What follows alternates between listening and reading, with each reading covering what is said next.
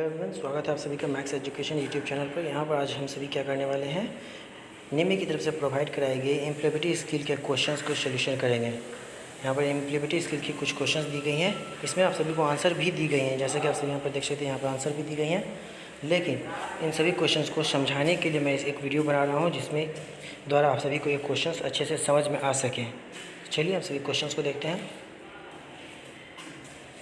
और ये जो है फ्रेंड्स, ये किसी खास ट्रेड के लिए नहीं है। ये आप फिटर, इलेक्ट्रीशियन, टर्नर, किसी भी ट्रेड के हों, अगर आप ITI में पढ़ते हैं तो ये आप सभी के लिए बहुत ही ज़्यादा मोस्ट इंपॉर्टेंट क्वेश्चन है। चलिए स्टार्ट करते हैं। यहाँ फर्स्ट क्वेश्चन दिया गया है, अ रिज्यूमे शुड बी। एक रिज्यूमे होना चाहिए, तो एक रिज्यूमे कैसा होना चाहिए? एक रिज्यूम को होना चाहिए शॉर्ट एंड प्रीशियस, मतलब एक रिज्यूमे बहुत ही शॉर्ट में बनाना चाहिए हमें। अ रिटन डिस्क्रिप्टिव, बोला जा रहा है written descriptive of duties and responsibility to be carried out in a job is called. मतलब आपके जॉब के अंदर आपका रिटन डिस्क्रिप्टिव दे दिया जाए कि आपकी क्या ड्यूटीज़ हैं या फिर आपकी क्या रिस्पॉन्सिबिलिटीज़ हैं, तो उसे क्या कहा जाता है? तो उसे कहा जाता है जॉब डिस्क्रिप्शन। नेक्स्ट क्वेश्चन में दिया गया है, a written description of duties and responsibility to be carry out in a job is called. तो इसे क्या कहते हैं? तो ये क्वेश्चन रिपीट हो गया है। इसका क्या आंसर होगा? जॉब डिस्क्रिप्शन ही होगा। आंसर सी सही हो जाएगा। नेक्स्ट क्वेश्चन में चलते हैं। After receiving interview call what is the next step. बोला जा रहा है कि जब आपको इंटरव्यू के लिए कॉल आ जाए तो उसके बाद आपका अगला कदम क्या होगा? तो अगला कदम क्या होगा, देखते हैं। सेंड एप्लीकेशन लेटर, ये तो हम सबसे पहले करते हैं। फिर प्रिपेयर रिज्यूम, रिज्यूम में भी पहले बना चुके होते हैं। Appear at the interview, yes, अगर आपका इंटरव्यू के लिए कॉल आ जाता है तो क्या हो जाएगा? अपेयर हो जाएगा, मतलब वहाँ पर मौजूद होना पड़ेगा आपको। नेक्स्ट क्वेश्चन यहाँ बोला गया है, which choose suitable WH word for the given sentence. एक नीचे सेंटेंस दिया गया है, उसमें बोला गया कि WH वर्ड को आपको क्या करना है, फिल करना है। तो चलिए देखिए यहाँ पे, animal do you like. Animal do you like के साथ में कौन सा WH वर्ड सुटेबल है? तो आपका आंसर हो जाएगा which animal do you like, आपको कौन सा जानवर पसंद है। नेक्स्ट क्वेश्चन यहाँ पर देखिए, नेक्स्ट क्वेश्चन में क्या बोला गया है, चूज़ द करेक्ट पंचुएशन। आपको यहाँ पे क्या करना है, पंचुएशन को चुनना है फॉर द कहाँ चला गया क्वेश्चन, यहाँ देखिए, mark after the word Rohan. Rohan के बाद में आपको किस तरह के एक पंचुएशन को चुनना होगा? तो यहाँ देखिए लिखा गया है, Rohan, David and Ram are playing hide and seek. मतलब रोहन, डेविड और राम जो है क्या कर रहे हैं, हाइड एंड सीक खेल रहे हैं। तो इसमें से आप रोहन के बाद डेविड को डायरेक्ट लिख दिया गया, उसके बीच में कुछ होना चाहिए था, पंचुएशन कुछ अलग। तो ये देखिए यहाँ पे आपका कॉमा होगा, क्या होगा, कॉमा होना चाहिए था वहाँ पर। नेक्स्ट क्वेश्चन की अगर बढ़ते हैं इस तरफ, ये जितने भी क्वेश्चन हैं सारे निम्मी की तरफ से प्रोवाइड कराई गई हैं। ये ऑफिशियल है, आप सभी के एग्ज़ाम में सेम क्वेश्चन पूछी जाती हैं, नो चेंजेस। आप सभी को मैं एक सेट भी बता दूँगा, जहाँ पर आप सभी जाकर क्या कर सकते हैं, इसके ऑनलाइन टेस्ट को लगा सकते हैं। अगर आपको इसके ऑनलाइन टेस्ट की वीडियो चाहिए तो मुझे नीचे कमेंट में ज़रूर बताएं। नेक्स्ट क्वेश्चन देखिए, which the correct response to given. मतलब आप कौन सा करेक्ट रिस्पॉन्स दीजिएगा, आपकी प्रतिक्रिया क्या होगी। हाउ हैव यू बीन, आप कैसे हैं, तो आपका प्रतिक्रिया क्या होगा, आप क्या बोलिएगा? वेरी वेल एंड यू, मतलब बहुत अच्छा, और आप, बिल्कुल सही जवाब हो जाएगा, आंसर ए ही हो जाएगा। नेक्स्ट क्वेश्चन यहाँ पूछा गया है, choose the correct response of the given question. यहाँ पे क्वेश्चन दिया गया, उसके अकॉर्डिंग आपको गिवन रिस्पॉन्स चुनना है, मतलब अपनी प्रतिक्रिया। When did the accident happen, accident कब हुई थी, तो एक्सीडेंट कब हुई थी पूछा गया है। तो आंसर आपका जो होगा सी, एट 10:30 लास्ट नाइट, पिछली रात 10:30 बजे, आपका राइट आंसर हो जाएगा। देखिए यहाँ पर आंसर दिया गया है, बट मैं आपके लिए वीडियो बना रहा हूँ ताकि आपको इस क्वेश्चन को समझा सकूँ, क्योंकि सारा क्वेश्चन जो है इंग्लिश में प्रोवाइड कराई गई है, इसलिए 15-20 मिनट आप देख लीजिए, फिर आपका याद हो जाएगा। चलिए देखिए, which is the correct tense of verb for I के साथ में क्या इस्तेमाल होगा? I learn. लेकिन यहाँ पर आप देखिए, पूरा सेंटेंस देखिएगा तो आप क्या मिलेगा, आई खाली जगह music when I was child, मैं खाली जगह है music when I was child, was मतलब बचपन में, तो बचपन के लिए पास्ट, तो पास्ट के लिए यहाँ पे कौन सा होगा, learn, I am learning, will या फिर लर्नड। तो आपका जो राइट आंसर होगा वो हो जाएगा डी, लर्नड। नेक्स्ट क्वेश्चन यहाँ पे पूछा गया है, CV is also known as, CV का दूसरा नाम क्या है, या CV को किस नाम से जाना जाता है? तो CV को हम लोग जिस नाम से जानते हैं उसका नाम होगा रिज्यूमे, जॉब डिस्क्रिप्शन या फिर क्या, तो देखिए यहाँ पे राइट आंसर आपका ऑप्शन ए में ही दिया गया है, जॉब रिज्यूमे। तो सीवी का दूसरा नाम क्या है? रिज्यूमे। चलिए नेक्स्ट क्वेश्चन की ओर आगे बढ़ते हैं। यहाँ फिर वही पूछा गया है, CV is also known as, यहाँ देखिए सेम क्वेश्चन थे, देख सकते हैं यहाँ पे दोनों क्वेश्चन सेम पूछा गया है, तो इसका भी आंसर सेम हो जाएगा। क्या कहते हैं सीवी को हम लोग? तो उसे कहते हैं रिज्यूमे। नेक्स्ट क्वेश्चन की ओर बढ़ते हैं। नेक्स्ट क्वेश्चन पूछा गया है, fill in the blanks with the comparative objective. Adjective के द्वारा आपको फिल इन द ब्लैंक्स को फिल करना है।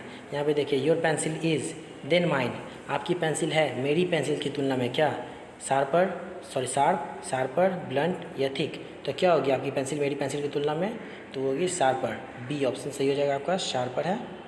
चलिए नेक्स्ट क्वेश्चन की ओर आगे बढ़ते हैं। यहाँ देखिए, यहाँ लिखा गया है fill in the blanks with the correct future tense. बोला गया है फ्यूचर टेंस को ही आपको फिल करना है। चलिए देख रहे हैं, we to the zoo after breakfast, breakfast के बाद। तो वी के साथ क्या लगेगा? देखिए वेंट पास्ट में हो गया, आर गोइंग, हैड या फिर विल गोइंग। तो यहाँ बोला गया था फ्यूचर में, तो फ्यूचर के लिए विल और शैल लगता है, तो यहाँ पे विल हो जाएगा आंसर। तो आंसर आपका डी राइट है। यहाँ पर आंसर दिया गया है बट आपको समझाना जरूरी है। Fill in the blanks with correct word, they good friends. बोला गया है दे गुड फ्रेंड, तो दे क्या होगा? दे के साथ क्या लगता है?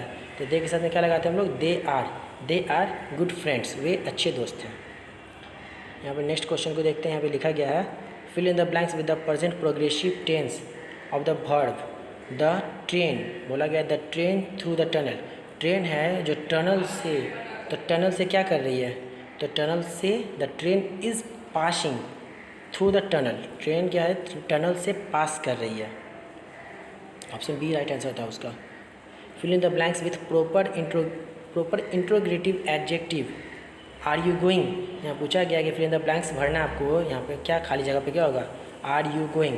तो आर यू गोइंग के साथ अब क्या भरना चाहिएगा? Who are you going? नहीं, where are you going. Answer B सही हो जाएगा। Next question, fill in the blanks with the proper noun. I made this cake. यहाँ बोला गया है आई मेड, उसके लिए प्रोनाउन चुनना है। तो आई के लिए जो प्रोनाउन होगा क्या होगा? आई के लिए जो प्रोनाउन होगा वो होगा माई सेल्फ। तो I made this cake myself, मैंने खुद से यह केक बनाया है। Next, fill in the blanks with the, again proper noun आ गया है, वो भी किसके लिए है? तो सी के लिए। सी मेड दिस केक, तो सी के लिए क्या होगा? सी के लिए हो जाएगा her self. C made this cake bye her self, उसने खुद के द्वारा ये केक बनाया है। अब नेक्स्ट क्वेश्चन की ओर आगे बढ़ते हैं। नेक्स्ट क्वेश्चन यहाँ पर है, यहाँ दिया गया है fill in the blanks with proper reflexive pronoun. She has hurt, यहाँ पे प्रॉपर नाउन चूज करना है लेकिन सी के लिए। तो सी के लिए क्या हो जाएगा? फिर से hurt self. Again question, fill in the blanks with suitable adjective for the given sentence. The little girl, एक छोटी सी बच्ची है, दैट्स क्या बोला जाएगा कि उसकी आईज रिलेटिव हर मिस सेल्फ, मतलब उसकी आंखें बताती हैं। तो क्या बताती हैं? तो उसकी ट्विंकलिंग आंखें, मतलब उसकी झपकती हुई आंखें बताती हैं हमें उसकी शैतानी को। Fill in the blanks with suitable place, यहाँ पर सुटेबल प्लेस के लिए क्या होगा? My house is the third floor. My house is at the third floor या इन द थर्ड फ्लोर या अंडर या ऑन। तो आपका हाउस कहाँ होगा? ऑन होगा, पर होगा। तो option C, my house is on the third floor. Next, fill in the correct question word, यहाँ पे क्वेश्चन वर्ड को फिल करना है। चलिए देखते हैं। Is the speaker at the function, पूछा गया क्या स्पीकर फंक्शन में है? तो मैंने कहा क्या स्पीकर फंक्शन में, तो क्या के लिए क्या हो जाएगा यहाँ पर? सॉरी, यहाँ पे स्पीकर नहीं, क्वेश्चन मैंने गलत पढ़ दिया है। यहाँ पे देखिए क्वेश्चन पूछा गया है is the speaker at the function. बोला गया है स्पीकर, यहाँ पे वक्ता को बोला गया है। यहाँ पर स्पीकर वक्ता के बारे में है कि कौन है। फंक्शन मतलब किसी फंक्शन हो रहा है, उसमें जो वक्ता है वो कौन है। तो who is the speaker of this function. Next question देखिए, यहाँ पे बोला गया low level language is also known as.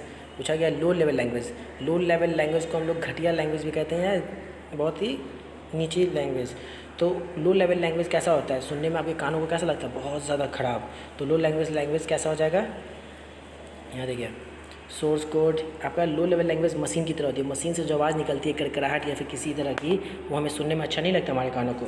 इसीलिए लो लेवल लैंग्वेज को मशीन लैंग्वेज से क्या किया गया है? कंपेयर किया गया है। तो यहाँ पे आंसर आपका सी राइट आंसर हो जाएगा।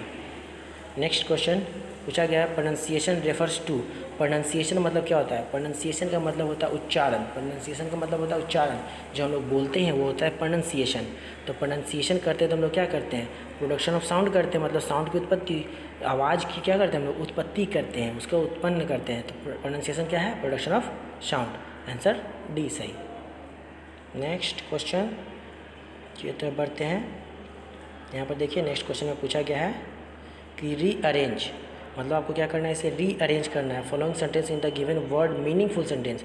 यहाँ पर कुछ वर्ड्स दे दिए गए हैं जिनका कोई मीनिंग नहीं निकल रहा है अभी, लेकिन उसे क्या करना है? आपको एक मीनिंगफुल सेंटेंस के रूप में अरेंज करना है। चलिए देखिए वर्ड्स क्या क्या हैं। टीचर, स्कूल, वर्ड, सी, एज, ए। कोई सेंटेंस में कोई मीनिंग नहीं निकला, लेकिन इसका अगर हम ऐसे करें, she worked as a school teacher, तो एक सेंटेंस मिल जाएगा हमें। तो आंसर कौन सा हमारा सही हो जाएगा? सी। गलत हो गया है, सॉरी। चलिए देखते हैं कौन सा आंसर सही है। ऑप्शन देखिए, she worked as a school teacher कहीं पर है? ऑप्शन बी में she worked as a school teacher, option B आपका सही हो जाएगा। आप सभी इसका PDF निकाल लीजिएगा ताकि आप सभी को इसके क्वेश्चंस को बार बार कर सकें एग्ज़ाम से पहले। यहाँ देखिए, the word that express a sudden and strong feeling is called. बोला गया है कि सडन मतलब अचानक से, और स्ट्रॉन्ग फीलिंग और बहुत ज़ोर से जो हमारे अंदर से फीलिंग निकलती है उसे हम लोग क्या कहते हैं? फॉर एग्जांपल मान लीजिए अगर आप किसी मैच को जीतते हैं तो आप क्या कहते हैं? अचानक से चिल्लाते हैं, hurray we won the match, हम लोग मैच जीत गए। या फिर अगर आपको चोट लगती है तो क्या कहते हैं? अल्लाह या माँ, जो भी आपके मुँह से निकलता है अचानक से और सडन निकलता है अचानक से, तो उसे हम लोग क्या कहते हैं? इंटरजेक्शन। उसे क्या कहते हैं? इंटरजेक्शन। नेक्स्ट यहाँ देखिए, यहाँ क्या बोला गया है? व्हेन यू ग्रीट मतलब आप किसी से मिलते हैं, हायर ऑफिसर, आपसे बड़े ऑफिसर को, सच एज टीचर, इंस्ट्रक्टर, मतलब जैसे कि आप टीचर से मिले, इंस्ट्रक्टर से मिले या सुपरवाइज़र से मिले, तो यू शुड यूज़, तो आपको क्या कहना चाहिए? अगर आप किसी से बड़े से मिलते हैं तो हेलो, हाय या फिर हाय, तो आप क्या कहिएगा? Good morning. आप उन्हें गुड मॉर्निंग ही ना कहते हैं। यहाँ देखिए, यहाँ क्वेश्चन में पूछा गया है, सॉरी ये क्वेश्चन थोड़ा भाग गया है, 1 मिनट तुरंत आ जाएगा।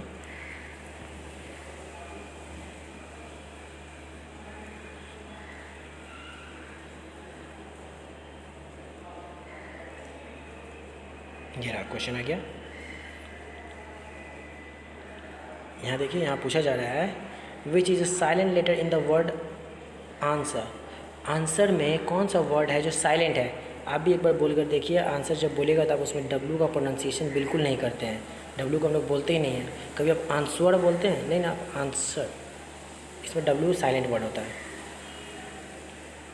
तो नेक्स्ट यहाँ पूछा गया है which one is a does of discussion etiquettes, मतलब आपको बात करने के दरमियान क्या करने चाहिए, क्या अच्छा बात होता है बात करने के दरमियान? तो लूज़ योर टेम्पर, अपना टेम्पर खो दे, मतलब अपने आपे से बाहर चले जाएं आप। लिसन टू अदर, मतलब दूसरों को सुने, तो बिल्कुल सही, हमें क्या करना चाहिए? लिसन टू अदर, दूसरों को अच्छे से सुनना चाहिए एक डिस्कशन के दरमियान। अब यहाँ पर जो क्वेश्चन पूछा गया वो जस्ट उसका अपोजिट पूछा गया है। Which one is a don't of discussion etiquettes, मतलब आपको बात करने की या डिस्कशन करने के दौरान क्या नहीं करना चाहिए। तो चलिए ऑप्शंस देखते हैं। बी ओपन माइंडेड, हमें होना चाहिए। यूज़ मॉडरेट टोन, मतलब एक मध्यम आवाज़ में बात करें। लिसन टू अदर, ये भी करना चाहिए। आर्ग्यू अननेसेसरी, आर्ग्यू अननेसेसरी का मतलब बेफिजुल की बात पे बहुत देर तक बात करते रह जाना। तो डिस्कशन के दरमियान हमें आर्ग्यू अननेसेसरी नहीं करना चाहिए। यहाँ पर ज़्यादा क्वेश्चंस नहीं दिए गए हैं और मैं तेज़ी से बता रहा हूँ ताकि ये बहुत कम समय में आपका वीडियो कंप्लीट हो जाए और आपको समझने में आसानी भी हो फ्रेंड्स। फिर यहाँ देखिए, which one is a brain of computer, पूछा जा रहा है कि कंप्यूटर का ब्रेन क्या सा होता है। तो आप सभी ने कंप्यूटर देखा होगा, ऐसा कंप्यूटर होता है, उसमें कुछ वायर्स निकली होती हैं, कुछ कीबोर्ड, और यहाँ पे एक होता है CPU, सब माउस। तो इसमें से कंप्यूटर में पूछा गया है कि उसका ब्रेन किसे कहा जाता है। तो कंप्यूटर का जो ब्रेन होता है वो हमारा होता है CPU। क्या होता है? CPU को सेंट्रल प्रोसेसिंग यूनिट भी कहते हैं। चलिए ऑप्शन में देखिए कौन सा है ऑप्शन? ऑप्शन बी सही हो गया। नेक्स्ट यहाँ पे पूछा गया है which one is a cardinal number. यहाँ पे पूछा गया कि कार्डियल नंबर कौन सा है। कार्डियल नंबर आप समझिए कि नेचुरल नंबर को कार्डियल नंबर कहते हैं। तो यहाँ देखिए भी, मतलब ये 5, 7 और ये 11, ये तीनों का तीनों रोमन नंबर, बचा ऑप्शन ए, ये हमारा सही हो जाएगा, ये कार्डियल नंबर है। यहाँ पूछा जा रहा है कि which one is a cardinal number, फिर से अगेन वही पूछा गया कार्डियल नंबर। तो यहाँ देखिए ऑप्शन ए से लेकर सी तक जो है वो तीनों के तीनों रोमन नंबर है। तो ऑप्शन हमारा डी फिर से राइट आंसर। कार्डियल नंबर आपसे जब भी पूछा जाए तो आप सीधा समझिए 1 2 3 4 एंड सो जहाँ तक आप जानते हैं कोई भी नंबर उसमें से हो जाएगा। अगेन पूछा गया कार्डियल नंबर, यहाँ देखिए 1, लेकिन इस बार रोमन नंबर में एक ही पूछा गया है। बाकी दो ऑप्शन जो दिए गए हैं ये दोनों पोजीशन को डिनोट करते हैं, किसको, पोजीशन को, 10th 1st, तो ये दोनों कार्डियल नंबर नहीं है, कार्डियल नंबर सिर्फ 1 हो गया। नेक्स्ट फिर अगेन कार्डियल नंबर ही पूछा गया है, बहुत सारा कार्डियल नंबर सबके क्वेश्चन पूछे गए हैं। Which one is a cardinal number, तो कार्डियल नंबर सीधा आप समझ लीजिए जो आप गिनती करते हैं वो कार्डियल नंबर है। तो देखिए यहाँ दिया गया 1, 5th, 8th या 2nd, तो ये तीनों पोजीशंस हैं, 5वां, 6वां, 8वां और दूसरा, लेकिन जो ऑप्शन ए में है 1 वो कार्डियल नंबर है। यहाँ पूछा गया है which one is an exclamatory sentence, exclamatory sentence इसमें से कौन सा है। तो एक्सक्लेमेटरी सेंटेंस को पहचानने का सबसे आसान तरीका है कि एक्सक्लेमेटरी सेंटेंस के लास्ट में एक्सक्लेमेटरी मार्क्स लगा होता है, जो कुछ इस प्रकार से होता है। ओके, तो देखिए ऑप्शन ए में जो आपका सेंटेंस है उसके लास्ट में यहाँ पर देखिएगा तो एक्सक्लेमेटरी मार्क लगा हुआ है लास्ट में, तो वो एक्सक्लेमेटरी सेंटेंस हो जाएगा। यहाँ पूछा गया विच one is an active voice, means यहाँ पे एक्टिव वॉइस कौन सा है। तो देखिए यहाँ पे एक्टिव वॉइस को पहचानने के लिए आप यहाँ पे सिंपल देखिए कि यहाँ देखिए यहाँ बाय, यहाँ बाय, यहाँ बाय, आपको भी समझाया नहीं जा सकता, पूरा एक्टिव वॉइस और पैसिव वॉइस बहुत लंबा चैप्टर होता है, तो उतना बताने से बेटर मैं आपको यहाँ पे भी शॉर्ट हिंट में बता देता हूँ। देखिए यहाँ बाय, यहाँ बाय, यहाँ बाय, तो 3 ऐसे दिए गए हैं जिसमें बाय है, तो वो बाय वाले को आप समझ लीजिए कि वो क्या होगा, पैसिव वॉइस, और जिसमें बाय नहीं है वो एक्टिव वॉइस। तो आपका आंसर ए सही हो जाएगा, Ram has pass the exam. चलिए नेक्स्ट क्वेश्चन की ओर बढ़ते हैं। नेक्स्ट क्वेश्चन बोला गया है which one is a passive voice, यहाँ पे पैसिव वॉइस पूछा गया। तो अभी मैंने बताया पैसिव वॉइस जिसमें आपका बाय लगा हो, समझ लीजिए वो पैसिव वॉइस। तो right answer C, the birthday was celebrated by us. Which one is not a conjunction, यहाँ पे कंजक्शन पूछा गया है कि कंजक्शन नहीं है, इसमें से कौन सा conjunction, which one is not a conjunction. Conjunction मतलब जो दो कॉलम्स को आपस में क्या करता है, आपस में जोड़ने का काम करता है, उसे कंजक्शन कहते हैं। जैसे राम और श्याम, तो राम और श्याम, और मतलब एंड, तो राम और श्याम को कौन जोड़ रहा है, एंड जोड़ रहा है, तो ये क्या है, कंजक्शन है। तो यहाँ देखिए कौन सा नहीं है, एंड और बट, तो ऑन नहीं होता है, ऑन किसी प्रकार का कंजक्शन नहीं है, तो right answer D. Which one is not a benefit of role playing, मतलब किसी रोल को आप प्ले करते हैं तो इसमें से कौन सा आपको बेनिफिट नहीं होता है। तो चलिए ऑप्शन देखते हैं, ऑप्शन सीधा हम समझाते हैं आपको। डेवलप बोरेंट, मतलब आपको बोरिंग महसूस होना। बिल्ड कॉन्फिडेंस, ये तो होगा आपका कॉन्फिडेंस बढ़ेगा, आपके स्किल्स भी बढ़ेगी, फिर आपके प्रॉब्लम सॉल्विंग स्किल भी बढ़ जाएगी, लेकिन आपको बोर महसूस नहीं होगा, मतलब बोरिंग जैसा आपको नहीं लगेगा। यहाँ पूछा गया विच one is not a vowel, vowel कौन सा नहीं है। तो वॉवेल 5 होते हैं, आपको पता ही होगा, ए ई आई ओ यू, तो इनमें से जो भी ना हो वो आपका आंसर। तो इनमें से कौन सा नहीं है, एफ, आंसर सी। नीचे देखिए which one of the following is a good office etiquettes, मतलब कि आपका ऑफिस में अच्छा व्यवहार के लिए कौन सा इनमें से प्रयोग किया जाता है। तो वन शुड ड्रेस फॉर्मली, आपको ड्रेस फॉर्मली पहनना चाहिए ऑफिस के लिए, बहुत अच्छी बात होती है। Next, word that pronounce the same as another word, मतलब किसी दूसरे वर्ड की तरह ही वो भी प्रोनाउंस किया जा रहा है, तो उसे क्या कहते हैं हम लोग, तो उसे कहते हैं होमोफोन्स। होमोफोन्स समानार्थक शब्द, ठीक है। तो आपका आज यहाँ भी यहीं पे आज सब्जेक्ट ख़त्म करता हूँ। नेक्स्ट चैप्टर में हम लोग मॉड्यूल 2 पढ़ेंगे इसको। चलिए, thank you for the watching.